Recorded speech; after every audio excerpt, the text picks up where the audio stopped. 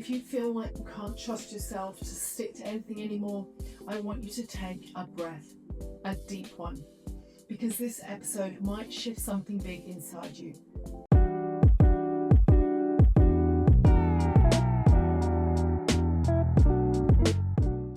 There's nothing more frustrating or more painful than wanting to change, wanting to follow through, wanting to be consistent, but feeling like you just can't rely on yourself the way you once could.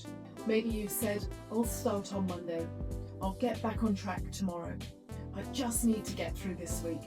And each time, a tiny piece of trust slips away. It's not because you're weak, it's not because you're failing, and it's not because you lack discipline, but because life has been loud and you've been doing your best to just stay afloat. Ladies, this is what I want you to hear and understand. Self-trust doesn't disappear in big dramatic moments. It doesn't vanish because of one setback or one missed workout. It erodes slowly, quietly, in the tiny, everyday, I'll start tomorrow moments, in the exhaustion, in the overwhelm, in the seasons where everyone else's needs drown out your own. And this erosion isn't a sign of failure, it's a sign of life load.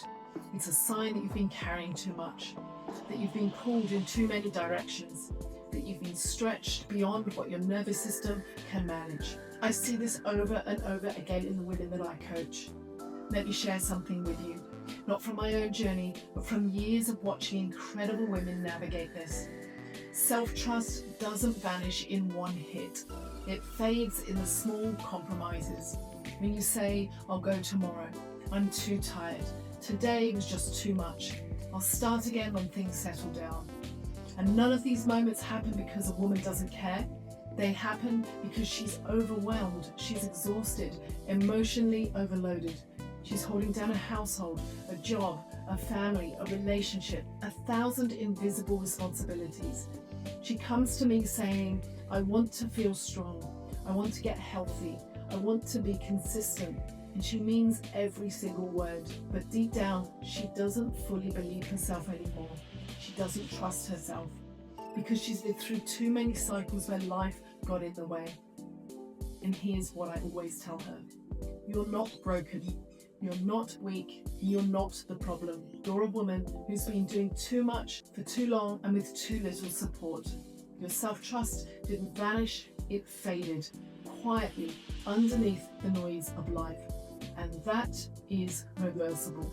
Self-trust fades for very human reasons. Pressure, feeling like everything must be perfect or it isn't worth doing. Perfectionism, thinking you need the morning perfect, the perfect routine, the perfect streak. Overwhelm, life piling up so high that even small tasks feel like climbing mountains. Burnout, running on empty while still trying to give more. Shame loops, feeling guilty for not following through, which makes it even harder to then start again. None of this means you're failing, it means your system is overloaded. And overloaded systems don't create consistency, they create survival mode. You've been in survival mode. Not sabotage, not laziness, not self-destruction, just survival. And this is where everything begins to shift, because rebuilding self-trust doesn't require a massive overhaul. It doesn't require discipline, boot camps or 6-day training plans or perfect nutrition. It requires one thing. One tiny promise today, that's it.